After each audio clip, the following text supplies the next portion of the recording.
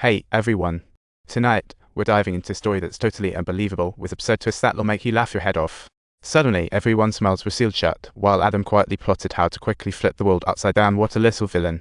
War, famine, and death just barged in like unwanted guests, invading a global network. Every weapon just took off on its own, firing at each other, while CEOs stood frozen, staring at the dancing nukes on the screen. The warriors were in a frenzy, unable to stop the nukes, just watching this dramatic end of the world show unfold. Once the last nuke went off, the world would be cloaked in deadly viruses, and food would rot away. What a master plan.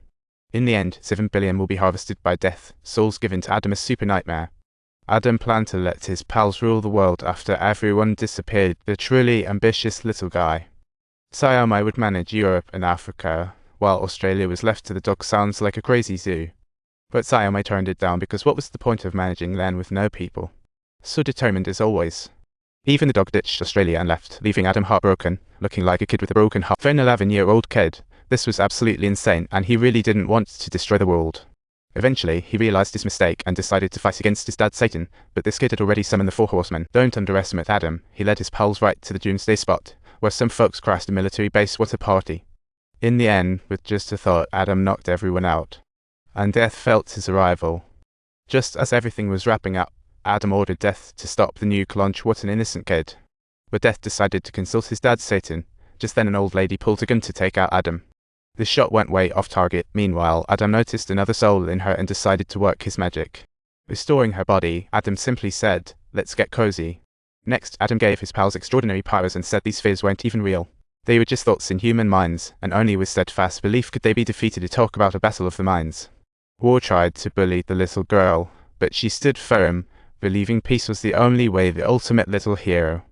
Then, the courageous boy Brian swiftly picked up the flame sword from the ground and excitedly shouted, "I firmly believe in the existence of a clean, pure world."